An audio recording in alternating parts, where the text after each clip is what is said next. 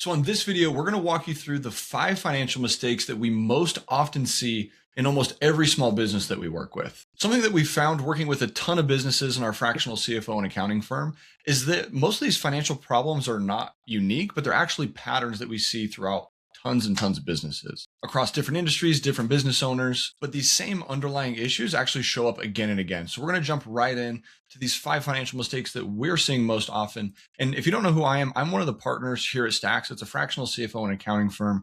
We're currently servicing over 90 clients, doing multiple millions in revenue ourselves. So we're in the game just like all you guys.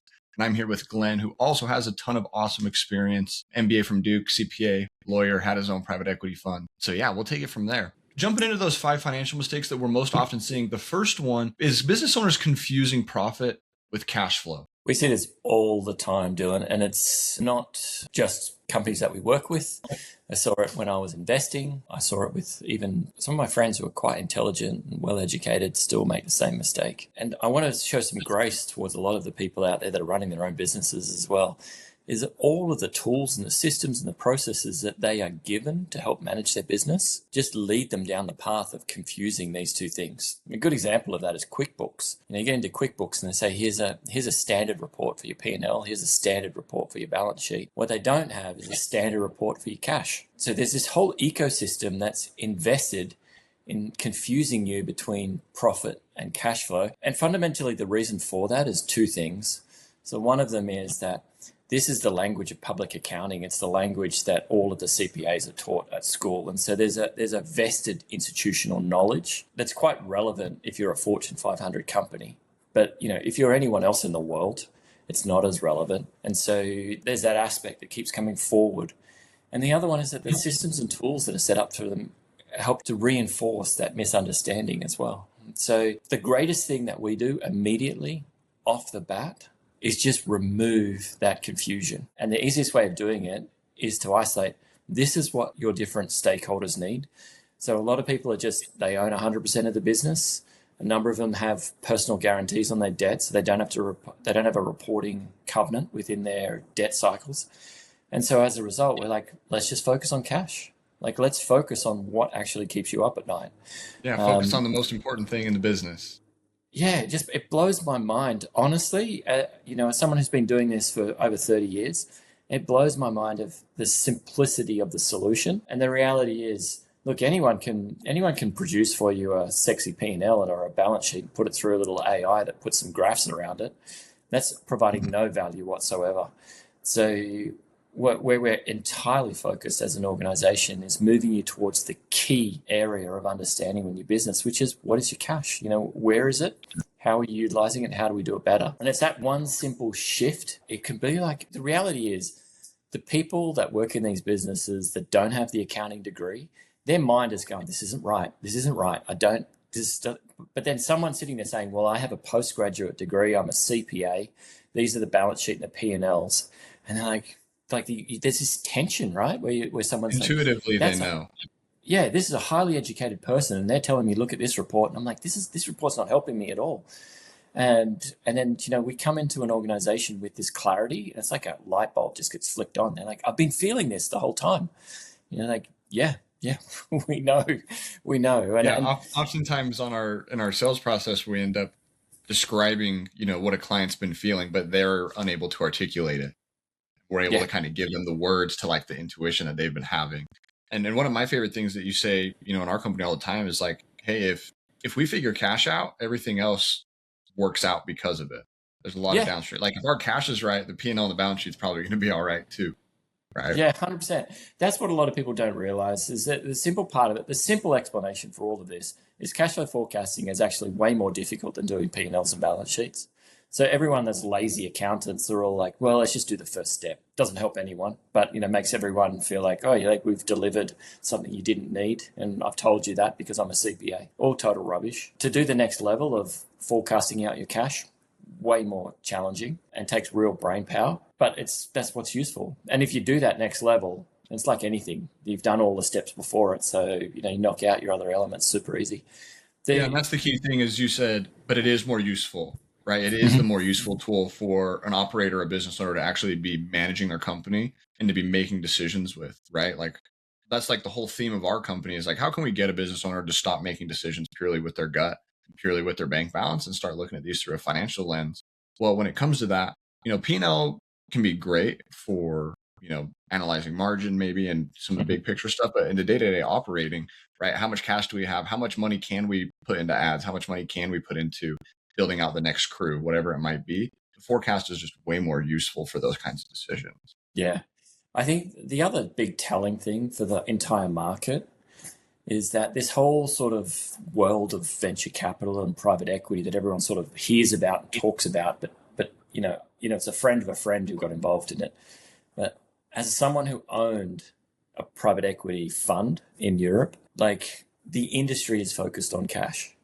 Like that industry has understood this is where we need to move to. That industry has a lot of money and a lot of educated people to work on it. And so it's able to throw those disciplines at this and focus everything.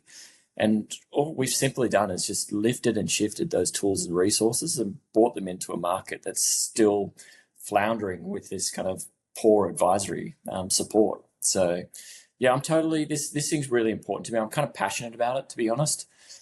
It frustrates me when you get people who have taken the risk. They're operators, this is their livelihood, and they're dealing with some CPA who doesn't care.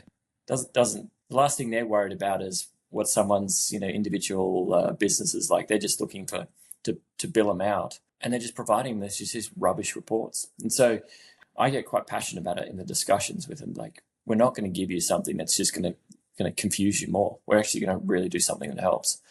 Yeah. All the time. And you're right too. Every conversation. Oh yeah. And I was going to say, you're right too. This isn't just what we see like with the clients that we actually end up working with, but I mean, over the last few years, I've spoken with thousands of business owners at this point on sales calls and going through their financials and having these conversations. And it is almost a daily occurrence, absolutely a weekly occurrence, where I chat with someone where they're like, it just doesn't make sense. Like, I look at the P&L and it says I'm profitable, but my bank account did not go up by nearly that amount. Like, why is my bank account the same or even going down, even though that we're profitable? And that's the real confusion with the profit versus cash flows. It is very possible, and it is the reality for a lot of businesses where it is profitable, but on the cash side, there's other things that are happening after the P&L that is siphoning the cash. And and most of the time, that is debt. That is debt servicing that is eating up a lot of that profit, right? If you're in an industry that is heavy on equipment or trucks, or you have a ton of loans, whatever it might be, a lot of that profit that you have can be eaten up, especially if you get stuck in some predatory type of loans, where the rates are really rough on some short-term loans. We've seen that a lot too. Yeah. And especially if you're industries where you're not getting paid instantaneously, you're on net 30, and all of a sudden a couple of accounts start bleeding into net 45 and net 60. Man, I mean, that can just crush a business. And that's why most businesses fail. It's not a profit issue. It's a cash issue.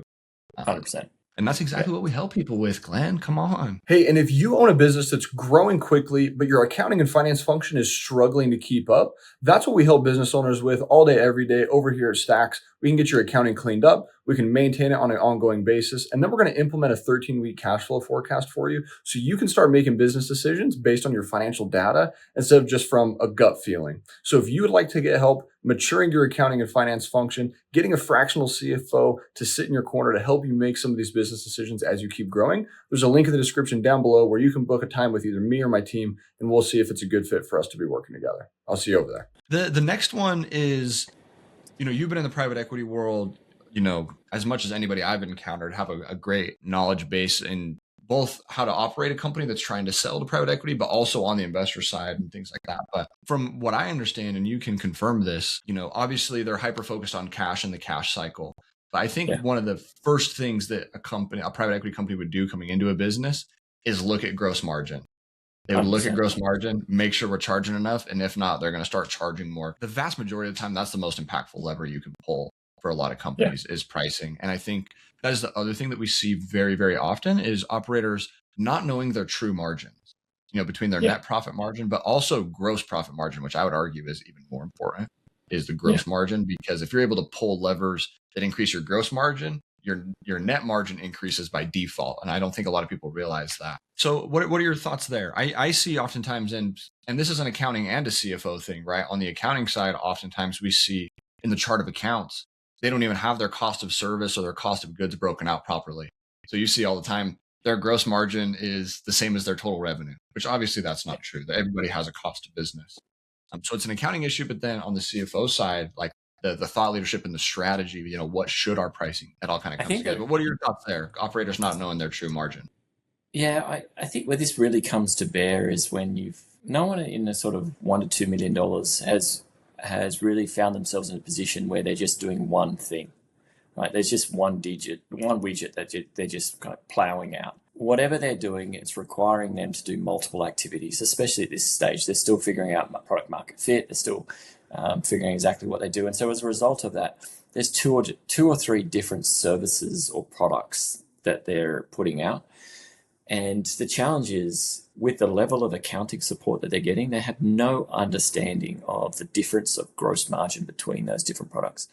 And what that really means is no fundamental understanding of what is driving profitability. It's the same. It's kind of this environment where people are so busy doing what they've got to do on a day-to-day basis that they don't have 5 minutes to step back, look strategically and understand, oh, if I just did X and Y and I didn't do Z, then I would be heaps better off. There's that famous story of the lumberjack who starts cutting trees in the morning, and he's got the guy next to him who's cutting trees, and then at 12 o'clock he disappears, comes back at 2 o'clock, and then keeps cutting trees where the other guy's like, stuff this, I'm going straight through. And then he's doing a couple of weeks and he goes, I don't understand. So I'm cutting like crazy. You're taking a 2-hour break during the middle of the day. And then we come back together and you're cutting more trees. He goes, what in the world is going on? And he goes, come 12 o'clock, I need to sharpen my saw. So he goes in and just takes that strategic view and helps him to have a more balanced perspective. And we see this all the time, is that they're phenomenal operators, but they're just running so hard at the day-to-day jobs that they're actually working on. They don't have time to step back and to think, where am I actually making money? Like, is this loss leader really a loss leader that I have to take, that I have to put in the business now? Have I grown past that? These are sort of discussions that we often find there's immediate lift in value because we're a fresh set of eyes, right? You come into it with a fresh set of eyes and you're like, hey, you're making 40% margin on this and 10% margin on that. Like, why are we still doing that? So they're like strong discussions that are data driven, that people just often find themselves in an environment where they don't know what's driving their profit. And so as a result of it, they're just doing everything. And the reality is life looks much better when you're doing less and you're making more. Yeah. And I don't think most people understand like how big of a lever it is. Like the returns are not proportional, right? Like if you, like hypothetical, say your gross margin's 50%, just random numbers, say gross margin, or even 50%, and say your net margin's 10%, right? If you're able to get your gross margin from 50 to 60%, that's only a 10% increase. Might not sound like much, but if your net goes from 10% to 20%, you doubled what you're taking home in that, circumstance. And there's two ways you can increase your gross margin, right? It's reduce your cost of your service or your product, or raise your prices. And for most people, it's going to be way easier to just raise your prices a bit. It's going to be way less painful. Get more profitable sales. Obviously, there's a limit, right? Like you can't charge through the roof for certain types of services or products. But I would guarantee the vast majority of people watching this video, there's room to raise prices somewhere. A lot of people are emotionally anchored to a price. And so they sort of feel like historically. Yeah, we've seen that. So, we'll have it often with the clients, we'll have a discussion. They'll be like, that has to be the price. And we're like, let's just test. Let's just A/B test. And then all of a sudden you see, like, we're not talking ridiculous. You don't take something from $5 to $50, right? But the proportional impact of taking something from $5 to $6 on your bottom line is monstrous, because you're adjusting, that just flows, that $1 just flows directly into profit, right? So it doesn't have to be a large move. It just have to challenge that kind of limiting perspective that a lot of people have, their belief that the market requires a certain price. We were with a customer just last week. We were sitting with a customer, and they had a supply chain where they had very limited cash, and so every single order they were drop shipping. So they would hand over to a supplier and say, all right, we've got one order, make up the order and send it out. They had grown and developed, but still maintained these old practices.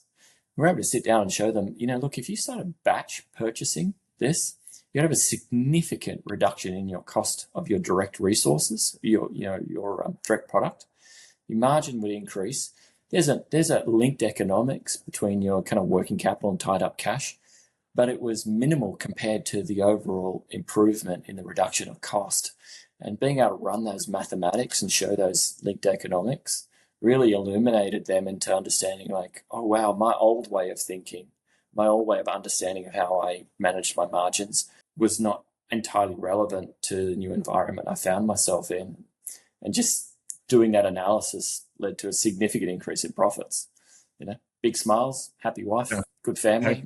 Heck yeah. Yeah, we could have a whole another video, and I actually did make a separate video about this. You should go watch that. But all the excess money now from having better margins, you can hire better people, you can spend more on ads, you can spend more to acquire the next customer. Whoever spends the most to acquire the next customer typically wins. Yep. There's a lot of downstream positive effects of improving your gross margins. One of the first things that we look at when a client comes on from the CFO perspective. Yeah, 100%. We can talk there for a long time. I think the key here is if you're listening to this webinar and you're like, yeah, nice, thanks Dylan, thanks Glenn. If you're sitting here and thinking, I can't put my finger on exactly what I'm doing that makes my money, honestly, give us a call straight away. This is the stuff that we've got a can opener to open this stuff right up. So that's the sort of questions that we answer efficiently and fact-driven. Amazing. Moving on to the next one, the third mistake that we see very often is folks hiring too early, right? Yeah. Or just hiring just purely off of gut. This can crush businesses. It can also be really, really the highest leverage thing you can do if you do it right? If you get A players in, if you get a Glen on your team like I've got on my team, it can be a massively impactful activity. But if you hire too early, you hire without a financial plan behind it, it can crush your margins that we were just talking about and really squeeze your cash. So maybe talk about folks making that mistake of hiring ahead of revenue or hiring without a financial plan and doing it purely on intuition. Yeah, and look, we've recently had a number of discussions around this. So there's a lot of movement in the economy right now, and it's affecting small, medium, and large companies in kind of meaningful ways, right? And as a part of that, what I've observed and what I saw frequently in the private equity space as well is that management often, and owners often want to solve a problem by just chucking people at it, and so they're often incentivized just to be like, man, I just need to hire someone else, get another brain. And sometimes a part of that is just it's scary. I've got a lot of stuff coming at me. I need a confidant. I totally understand that. I've got empathy for that situation. What people don't often appreciate, and where they can spend more time, is that your finance department, your CFO, can play a significant role here. And the way to do it is that you don't always need to throw a head at a problem. You can throw a process at a problem. And finance guys, if nothing else, they know how to do data-driven process improvement. And so this is a fantastic area where you need to just kind of breathe for a moment before you make your hiring decision. Think through, can I redesign or even just tighten up this process so that I don't need a head? And understanding that perspective and working through that is really important. And look, there's a whole bunch of tools out there that help you do that. AI is like amazing at it. So you don't have to put it all on your own shoulders. You don't have to. This is not an area where you need to feel like you're alone. You can use some of these tools at literally no cost to think through, how do I design a process that makes me more efficient or more effective? And so before even as you're thinking, should I be hiring someone? That's a kind of a key for you to think, actually, is this a process reengineering discussion that I'm currently having? Mm-hmm. And the reality is, a good finance person knows that they don't help the business that they're involved in make money by using Excel. Like, no business makes money off Excel. Let's just state that categorically. But you earn the right to make more money by making changes in how you do what you do. And because you have to make changes in what you do, then a strong finance person is one who's asking you, what exactly are you doing? And comparing it to understandings that they've had in different businesses and different environments, and saying, have you thought about this? Is, if we tried this, can we earn the right to be more profitable by doing it this way? Mm-hmm. And so a finance person that's sitting here saying, like, this is what a debit is and this is what a credit is, free advice, move on. That's not a quality CFO. Someone who's talking to you about, how are we earning the right to adjust the financial numbers? is someone that understands that there's a difference between putting something in Excel and actually running a business. And we drive that home like crazy with our team, is that we're not here to sit in Excel and sort of plug numbers in and out. We're actually trying to understand the business of what you're doing, and so that we can look at the processes and the procedures and drive improvement through change in there. So this is something that regularly comes up, is people just think, I just need to chuck a person to solve the problem.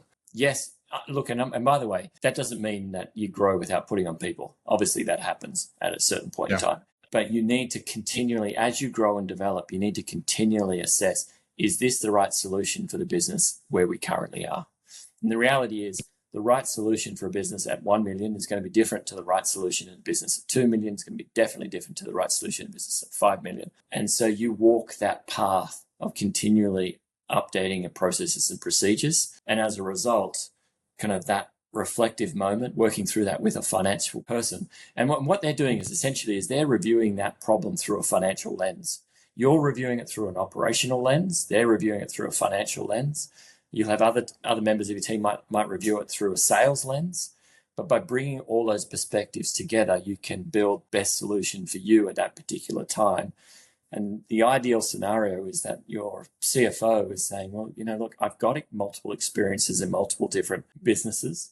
They don't even have to be in the same industry. This is a muscle that they develop through having comparative understanding, and they bring that, that critical thinking to your business. Some pattern recognition.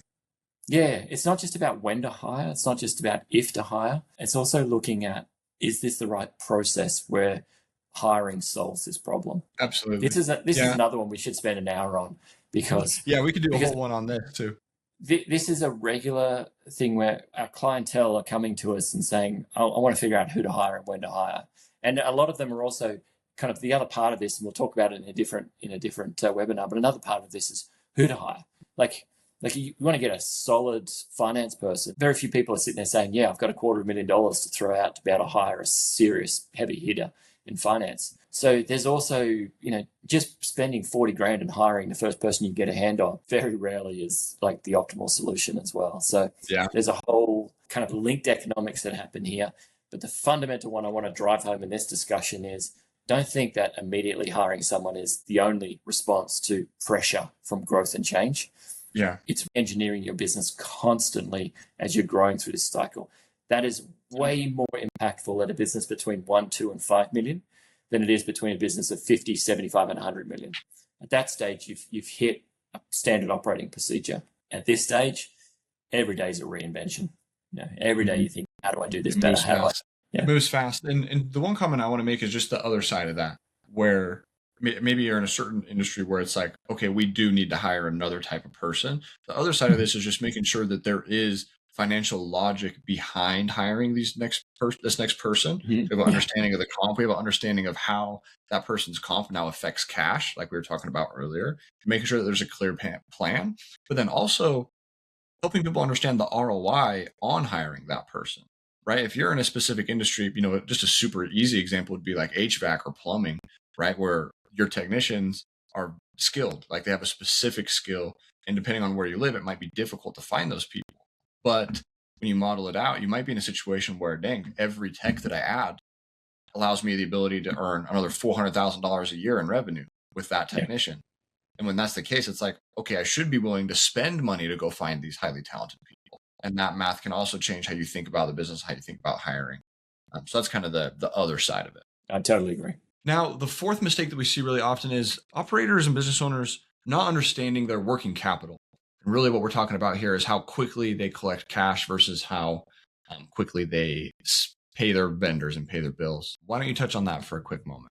Yeah, I got a couple of stories on this one. This is obviously we're getting a little bit more sophisticated when we talk about working capital, but the impact of this is staggering businesses. And so, look, I was just having a discussion with a client just yesterday. They're an importer for a product that's made in Asia, and we're talking through them the impact of their cash cycle. So what I mean by the cash cycle is like, how long from the time they put out cash do they actually collect cash, and how do we shorten that cycle? So he currently has, and this is where the linked economics come into it, And someone who looks through this through a finance lens can give you the tools to understand the implications of some of these decisions. So I want to give you a direct example of that using this manufacturer. The person who's getting this product manufactured in Asia is currently negotiating with the manufacturer. And the manufacturer is saying to him, like, here's the cost of the unit that you're manufacturing for you.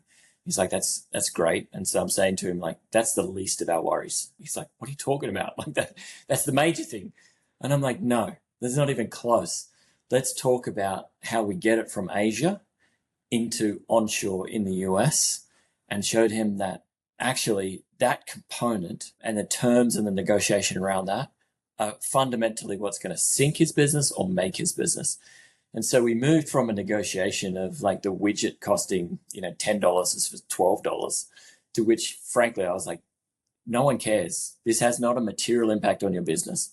What has a material impact on your business is whether you're going to agree with him terms which are, and apologies because I'm going to get a little technical here, but X works, meaning that you buy it from him directly from the factory and then take ownership and control of shipping it all the way into the US, clearing it through customs, trucking it up to his retailer and having them send off, versus having an FOB, which means they have responsibility for delivering it to the port in the US. He takes, once it clears customs, he takes accountability of then trucking it to his retailer. And what basically the long and short of it was, I was able to show him, look, if we can get 45 days terms on FOB, and then your retailer gives you 45 days terms, you've essentially closed the loop on your cash cycle, and you have no limitation to your growth. And that link, that sort of structure of the cash cycle, makes your business model infinitely more scalable, versus when it's sitting on it's not just sitting on the kind of the water for 30 days, but then you've got it sitting in port for another 30 days. If it gets, all sorts of risks are happening of kind of timeline. You could easily be 60, 90 days out before you kind of have any sort of chance of even billing it to your retailer. And all of a sudden, you're just bleeding cash and trying to understand what, kind of struggling to make payroll. And you're thinking, here's the irony of it. You're thinking, I just smashed it today in my negotiation with my manufacturer because I moved him from 1150 to 11 flat. You're like,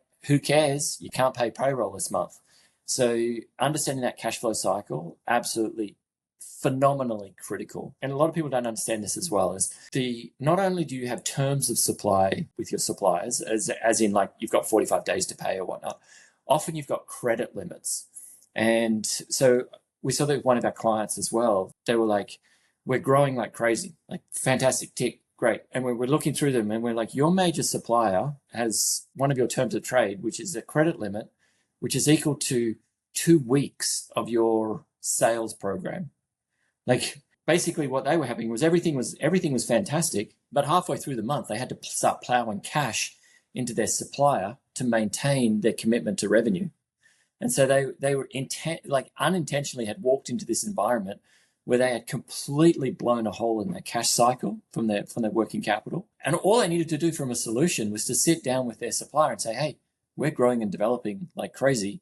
We would like a credit limit which is equal to 2 months trade. And all of a sudden this is no longer an issue. And they went from like literally $1 million of stuck cash to $2 million of free cash. And the beauty of this is not debt. Like this is not cash where they're to get that 2 million released. This is not an environment where they had to pay interest on that money. All they simply needed to do was to agree with their supplier that they needed a limit that was greater than 2 weeks and would suffice for 2 months.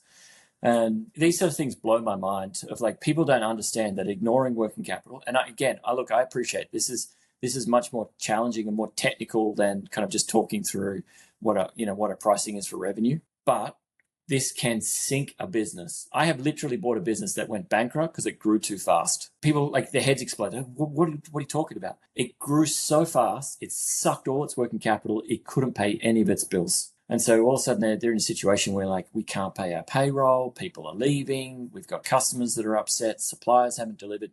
And all of it was because it grew too fast. And by the way, the answer isn't as limited as just throw more money at it. That's what a quality CFO comes in and says, let's look at terms. let's look at your, what is the size of your credit limit? How do we manage that? All those impacts have the brilliant capacity to release cash and have almost no cost associated with them. So if And you, I would you know, say if you, most of the time it's even more simple than that. Like most of the time the CFOs are like, is there even a process for collecting cash right now? Like, yeah, what happens if somebody doesn't pay on your net 30? Like, then what happens? Right? Because yeah, fundamentally, all this is how do you collect cash quicker and how do you pay your bills later? Right. And even a couple of days in both directions can have a material effect on your cash position at any given point. But first off, like you said, it's just like, okay, is there any sort of process? We have one CFO that's really great at that, where that's like one of the first things he'll look at is like, okay, how quickly are we collecting yeah, cash? Is there a process for how we collect cash? And if not, like, we're going to get something formal created. Like, is there, automated reminders when a bill is overdue going out to these people? At least, like, that's like the floor, right? Like, if you don't have yeah. at least that, there's definitely issues. But then, okay, what happens? Like, how are we incentivizing people to pay us quicker? But also, what is the formality around when we aren't getting paid on time? Because every day matters when it comes to your cash position. Yeah, that's what I like about STAXX as well, is that STAXX isn't just about the human capital of bringing a fractional finance team there, but there's a playbook of these standard finance functions, and so it's not simply just the CFO kind of having to do research and ad hoc and the analysis. There is off the shelf knowledge that we're like, hey, this is our standard playbook for accounts receivable. You just need to apply things like automated follow ups. Like there needs to be an escalation process Mhm. and they're things that they're built in disciplines, they're learned muscles. And so they're overseen by someone who simply expects them, but they're complemented by an off the shelf manual that says, this is how you do it. Like it's not hard. We can Tried and true. establish these processes, procedures. Tried and true. And the last piece that I want to hit on, and we have kind of talked about it throughout the first 4 points, but the last one is really just not having a forward-looking plan. And really what we mean by that is a forward-looking cash flow forecast. Not having a 13-week cash flow forecast is hurting you more than you think. And we have talked about it a little bit through these other points, but maybe just touch on briefly, in a simplistic way, like why having a 13-week cash flow forecast is really important for a growing business. You could say somebody going from 2 million to 4 million, it's applicable for 4 million to 8 million. It's applicable for 8 million to 15, 20 million. So maybe The, articulate the, that for those that are watching. the simple reason for this is that a clarity on your next 3 months of performance will allow you to sleep today. Like in the simplest possible way, our goal is to make sure that you sleep like a baby each night. And what I often express to people is the simplest way to understand whether you're working with a good CFO or a bad CFO is if you have discussions about a surprise that's 3 days out from a CFO, that's a bad CFO. If you have discussions about a surprise that's 3 months out, that's a good CFO. So in order for us to help you sleep, then we have a forecast that understands what's happening in the next 3 months. And as a result of that, when you know something's going to happen in 3 months' time, so for instance, you've got a big order coming in from wherever it is around the world, it's tying up a bunch of cash. So you understand that I'm going to have to pay that, and it's going to be linked to my kind of development cycle. And so as a result of that, you're like, well, I've got a couple of months to prepare. So I've got levers that I can pull in part of preparing for that particular event. Whereas waking up and going, oh my goodness, we've got to deal with this tomorrow. There's no time. There's Oh no my time goodness, pool. there's not enough cash in the account to make payroll. Yeah, That's the big exactly. one. Exactly. That doesn't help anyone, right? So it might sound odd, but the biggest benefit of this is the absolute, like just the ability to relax when you're running your business. The ability to be able to sleep at night going, all right, I've got things under control. That's what a good CFO brings to this organization. And what often happens is, and again, I have a lot of grace for business owners because they've been placed in this environment. Maybe do a full connection to the way we started is they've been placed in an environment where their CFO is talking to them, who's been trained to manage Fortune 500 financial systems, which are all backwards looking. How do we perform last quarter? How do we perform last year? Like that's their whole university. And so their traditional support function is all backwards looking. Then they get into their, QuickBooks, FreshBooks, Xero, whatever it is. all of those accounting systems, and they're saying, here's your standard P&L, backwards looking. Here's your standard balance sheet, backwards looking. And so they're being brought into this professional environment with a bunch of support and a bunch of tools, which are all telling them, let's look backwards on your organization. None of that helps you as a business leader sleep well at night and understand that you've got things under control. And so This is a really, really critical point, in that as you run your business, what you want to know is, you want to know, have I got enough cash for payroll next week? Have I got enough cash for that next supplier payment that's happening next month? And so you need to have a forward-looking plan. And unfortunately, there's a failing of us as CPAs, is that you've been brought up in an environment which focuses more on the backwards looking, the needs of a Fortune 500 company. And if you're not a Fortune 500 company, then you've got a bunch of tools that aren't the best for you. So forward-looking is cash flow, critical, sorry. 100%. A cash flow forecast is important because cash fixes almost every problem that you can have in business. Yeah. If you got a lot of cash, you can that solves a lot of problems, or it gives you the resources to solve the problems. And that's why we hyper focus on the cash specifically at STAXX. We found it to be very impactful.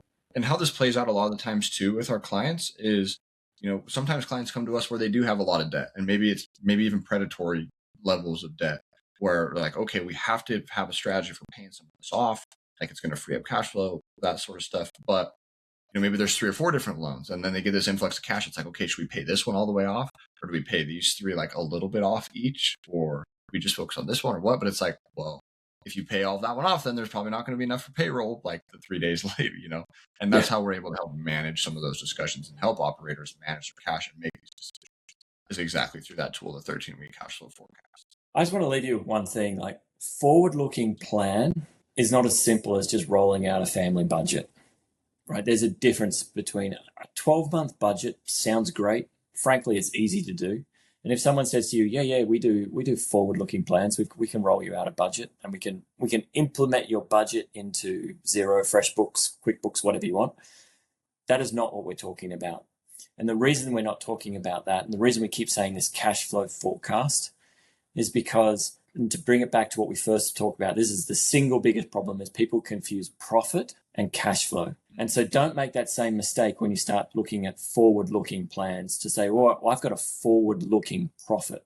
Great. Have you tried to pay payroll with profit? Have you tried to pay your suppliers with profit? Like, you need cash. And if you need cash, then let's talk about cash. Let's forecast cash. That's the answer here. And it's that simple. If this is what you're going to use to pay everyone, then work with that detail. Don't fool yourself by if you're a business that I've never met in my life that can pay your suppliers with profit, then fine, forecast profit. But if you need cash, forecast cash. And I kind of want to leave you with that strong impression that this all goes full circle around cash. The reality is, so many times, all our customers that we work with, they need a focus on cash. And that's the biggest mistake that they're making, is that they're operating with an ecosystem that focuses on profit. Great.